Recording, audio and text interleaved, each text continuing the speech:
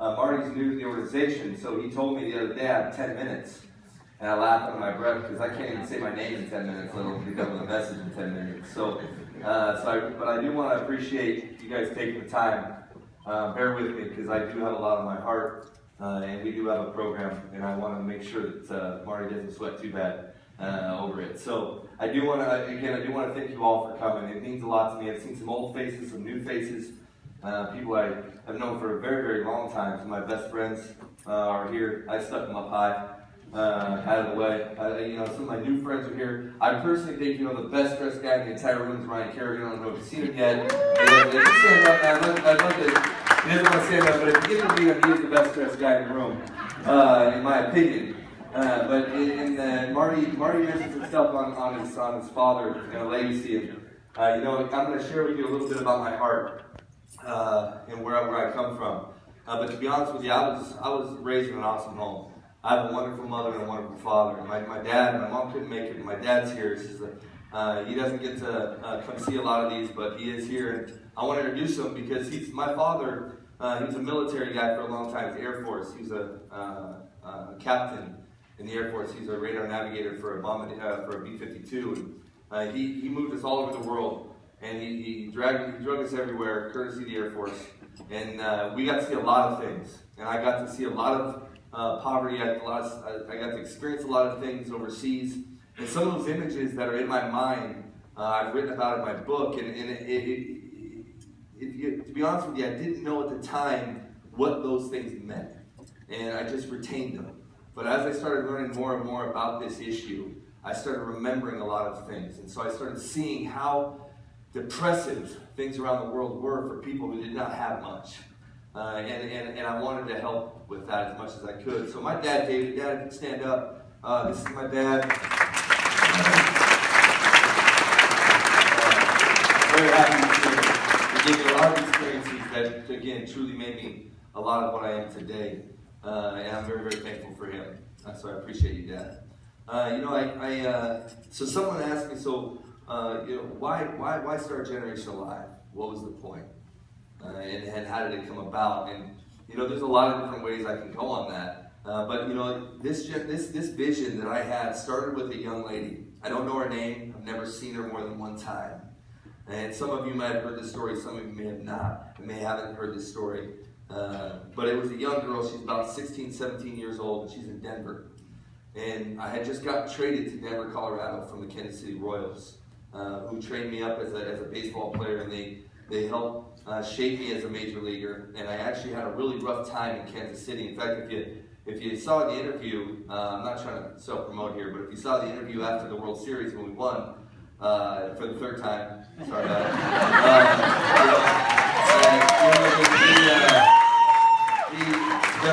They asked, I tried to do this interview, and they said, what does this mean? And I just started kind of crying and showing my very human side of my manliness on national television in front of everybody. I talked about my boys and my bride, and there was a lot of emotion, and there was a lot because Kansas City was a team that I was, like I said, I came up through the minor leagues, I was in the major leagues with them, had a really rough time, and it was a time where I wanted to quit baseball because baseball didn't mean anything to me anymore. I was tired of losing.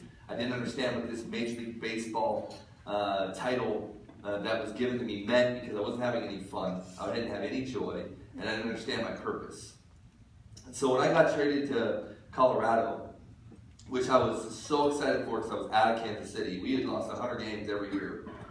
And we were so far from even coming close to a playoff. So to be in Kansas City for the World Series meant a lot to that city. I knew what it meant to that city. So that was part of my emotion. But I walked out of this hotel that I was staying in after I just got traded.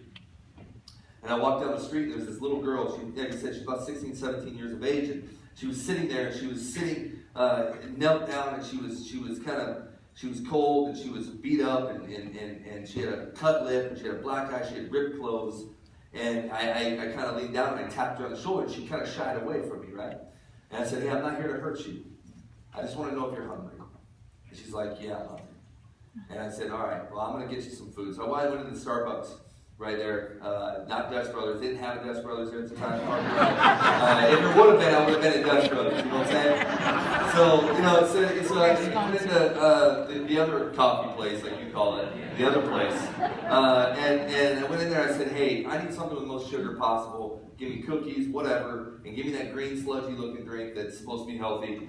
And give me that too, you know? So we get all that, and I go to give it to her, and I reach down, she rips it out of my hands and just starts devouring this. And she looked up at me, and she said, thank you. But man, in her eyes, I could see it. It was like she said, someone finally recognizes that I exist. And that meant a lot to me. And for some reason, I walked to the field that day because it was, you know, downtown Denver. If you've been, it's a beautiful city. It's an easy walk to the ballpark. So I ended up walking to the field. And I remember sitting in the bullpen. And I was sitting down there. I was praying a lot. And because I tend to pray a lot in the bullpen because it's my area. Plus, there's chaos a lot in the bullpen. So we need extra prayer down there. And so, you know, I was praying. And I was very happy. I said, why do I feel happy? Like, I was so miserable in Kansas City. I get to Denver, I just got here, I helped this girl out, and now I feel like this feels good to me. Like what I did today or how things came about, but I just felt good about being somebody. And I felt good that I could help this girl out, and I could make her feel like she existed when, based on the way she looked in her face and the way her clothes were ripped, it wasn't an existence for her. She was used as an object. And I got to help out in her eyes, man, it was dark and sad, but she had some sort of life that she said, finally, someone has hope for me. And I remember feeling so much joy, and that's when my vision started. And I said, man, I'm seeing this young person who has no vision, and she's perishing. And I said, what if we could get young people around the world to understand what vision is and what it means to be somebody. And I'm not talking about to be a title. I'm not talking about to be a doctor or to be a lawyer or to be a business owner or to be a politician or to be a Major League Baseball player or an athlete or what. I'm not talking about titles. I'm talking about what if we can get young people to understand what it means to be leaders by serving. Because that gives people purpose. That gives people existence. Because I was a Major League Baseball player and I had no purpose and I didn't want to play anymore and I was miserable at my job. And it's hard to say that because it's hard to say, you know, I didn't like my job. You know, boo-hoo, I get it, right? You don't like being a Major League Baseball player. Man, it must stink, right? And I understand that concept. I do. But I think we've all been there. We've all been at a job. Even the success that you guys, a lot of you in here have had, you sat at your job and say, what is my purpose? What am I here? Am I here to do this? Because I go home and I don't have a lot of joy sometimes. I don't feel like I really did anything. Yeah, I might have a car, I might have a house, and those are all good things. I'm not saying you haven't provided for your family, but I'm saying we're trying to train up young people to have more than just a title and to think about more than just themselves. And like Marty said, we're trying to train up a young generation and get them to understand what it means to be a servant leader. Because I'm tired of walking the streets and seeing 16-year-old kids who have been beat up and are hungry, who've been trafficked. I see it in San Fran all the time. I hang out with these kids on Larkin Street, and I've done their graduation 3 times. Every single one of these kids are on the street, and they've all figured out a way to have purpose. And they said, I want to graduate high school, I want to get a job because I don't want kids to be where I'm at. And I try to understand their stories. Almost all of them have been trafficked. Almost all of them. They've been kicked out of their homes. 80% of them have been kicked out of their homes because they come out and they're not heterosexuals. So their family gets scared, they kick them out of their homes, and they get put on the streets because of their sexuality. And the next thing you know, they're trafficked, they're sold, they're beat up, they're starving, they're hungry, and they're in poverty, and they hate their families. They don't trust anybody. They don't trust anything until someone came along and gave them purpose. And that's what generational life is. We want kids, we want youth, we want young adults to have purpose, and it's got to go beyond themselves. And it has to go beyond, it has to get to a point where you look at someone and say, you know what? I don't want to live for me. I want to live for somebody else. And I want my success to come, and I want it to come, and I want to give me the ability to be on a platform to help other people out. These are servant leaders. And I see it. I see these kids that package these meals, and I see these kids that put on these programs and talk about human trafficking, and they get so passionate because this is their peers, this is their people that are getting trafficked. These kids, the average sex slave right now in the United States of America is 12 years of age. And it is by greed, and it is from lust that this happens. But poverty is a real thing. It really happens, not in Africa, it happens there. But it doesn't just happen in Africa. It doesn't just happen in Asia. It doesn't just happen in Mexico. It happens in the United States of America, and it happens in Spokane. And I want young people to know about it because I believe that if young people catch a vision to end poverty, to find the needs of their community, and figure out a way to attack that need and to help out that need, that's where your city changes, that's where your state changes, that's where your region changes, that's where your country changes, and that's how we end poverty. And you're going to see a video in a few minutes. You're going to see a video in a few minutes. And I'm not going to let the cat out of the bag. I'm just going to agree with the young lady that said it. And do I think that you or I or everybody in this room can end poverty? No. I don't think we can end poverty. I think that us taking an initiative to train up young leaders, to pour into our young kids, and to get them to understand what it means to serve our community, that'll get passed down generation after generation after generation, and we can end poverty, but it can't start with us. It can. It can start with this generation, pouring into our younger generation, then pours into their generation. That's how we end it. Selfishness is not going to help. Figuring out how to become a person who's like, I just want popularity. I just want to be this person. I can promise you, I hang around a lot of baseball players who have these unbelievable platforms and they don't use them and they're miserable because they don't understand their purpose. Because what they do, playing baseball, we get cheered and booed every day and we get up and do it again. It's like Groundhog's Day. Right?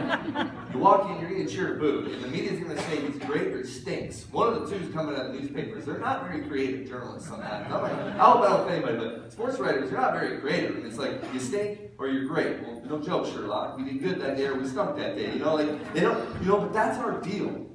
And they can't figure out why they don't have purpose because they don't think outside themselves. I have a tattoo on my left forearm that says, "No man shall live for himself." And that's a motto that I want my 3 little boys to understand. I don't want them to know their dad as a World Series champ. 3 times, my dad. 3 times World Series champ. But I don't want that. I really don't. I promise you, I don't want that. I don't want that. I want them to know their dad, man, he loved people. He saw pain, he saw poverty, he saw the pains of poverty, and he said, how can we get a community of people together and end this deal? And he loves youth, and he loves young minds, and he wants their creativity because they can create some awesome ways to help end poverty. We do hunger initiatives, we do trafficking and stuff, but I'm going to tell you, the creative ways that they raise money to do that is awesome. That's part of it. Their creative minds are incredible. And then, the last thing before I end this deal here, or in my part of the deal, I'm sure Marty's like, spinning hurry up, is, one of the things that I was so happy about in that last, that Game 7 is the pressure that I felt. And man, I was doing everything, man. I was in this outfield, and I was praying for the game. I was casting fleeces, man. I was making bets. God, just give us this championship. I promise to do whatever you want. I was begging for it, right? Because Game 7 had a lot of pressure. I just tell you the kind of pressure that we have. I see like 3D right now, right? I have this water bubble in my pupil, and it looks like I'm looking through a goggle right here. I think that's why Ryan looks so good, because I'm seeing wrong. But I think that for me, it's like this, and it was the pressure, and the eye doc finally did ultrasound. He says you're in an incredible amount of stress from this run, and I think that the most pressure I had, honestly, was because of my thought about my 3 boys.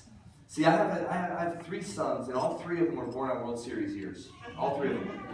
I mean, the Giants almost put Larissa on payroll. I mean, they're like, keep helping me synced out, man. Look at her, she's well going. She's doing good. She's really thankful she didn't get pregnant this time. So am I. You know, so like it's, you know, but man, but only 2 of them have world championship rings. I know, right? Only 2 have world championship rings. And so I'm really wanting my oldest son, he gets the bad rap, man. Like, we got a loser ring with Colorado. So he got the loser ring, the other 2 got the championship ring, and there's like, this isn't fair, and Walker, you know, he's trying to be frustrated a little bit, you know, he's got a loser ring. And so, you know, so I'm sitting there, and when we got to this championship ring, man, I get to put 3 world championship rings on, 1 on each boy. And that's not for them to say, look at this. For me, that's a metaphor that I want my children to know, because I believe my boys are world champions. I really do. And they might not be world champions in sports. I don't know what they're going to do. But I want them to know that when they go into the world and when they grow up, they were raised under a mother and a father that looked at them and said, you are world champions, you are world changers, you are world leaders, and I think you're going to do great things. So I get to take a picture, and all 3 of my boys each get to wear a world championship ring. But I don't want it to be a bragging thing. I want them to look at the thing, and I want them to look at that picture, and I want them to be reminded every day how I view them. And they are leaders, and they're going to be world changers, and they are world champions, and I want people to know that. And I want them to know that. I want them to go in and to see young people in their cities and say, no, these young people are world changers. They are world champions. We need to change the mindset, and we need to end poverty. And it starts with young people being servant leaders. That's what Generation Alive is about.